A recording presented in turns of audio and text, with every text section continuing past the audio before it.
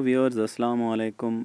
24 नवंबर assistant के paper में पूछे गए चंद एक सवालात और उनसे मुतल्लिका सवालात जो 1 दिसंबर 2024 के पेपर में मुमकिन तौर पर पूछे जा सकते हैं, इस वीडियो में हम देखेंगे। और ख़ास तौर पर हम देखेंगे कि पाकिस्तान ने डिफरेंट वर्ल्ड ऑर्गेनाइजेशन कब ज्वाइन की। तो 24 नवंबर के पेपर में एक सवाल पूछा गया था कि पाकिस्तान ने नाम में शमूलियत कब इख्तियार की। तो इसका जवाब है 1979। पाकिस्तान जॉइंड नाम इन 1979।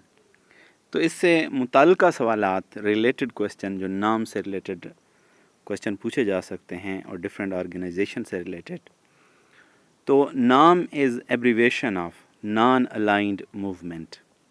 इसी तरह पाकिस्तान जॉइंड यूनेस्को इन 1949।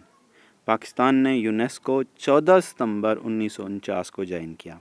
इसी तरह पाकिस्तान जॉइंड यूएनओ इन 1947। तो यूएनओ यूनाइटेड नेशन ऑर्गेनाइजेशन अक़वाम मुत्तहिदा पाकिस्तान ने 30 सितंबर 1947 को ज्वाइन किया।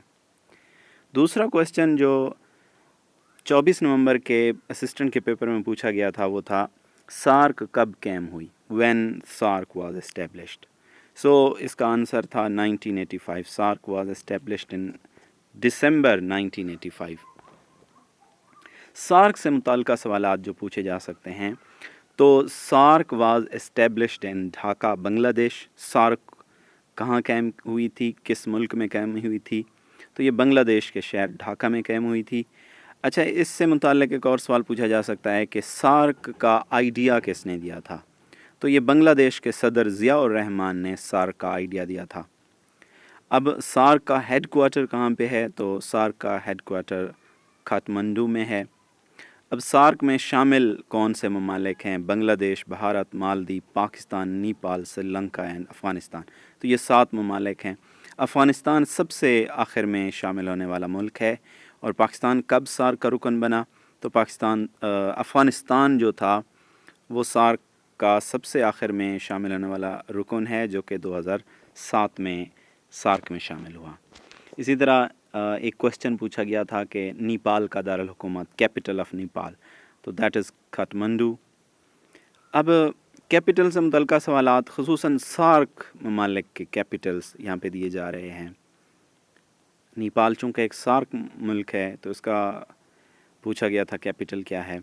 तो हम देखते हैं कि बांग्लादेश का कैपिटल ढाका है, श्रीलंका का कैपिटल कोलंबो है, मालदीव का जो कैपिटल है वो माले है। इसी तरह भारत का कैपिटल न्यू दिल्ली, अफ़गानिस्तान का काबुल, नेपाल और पाकिस्तान का आप जानते हैं।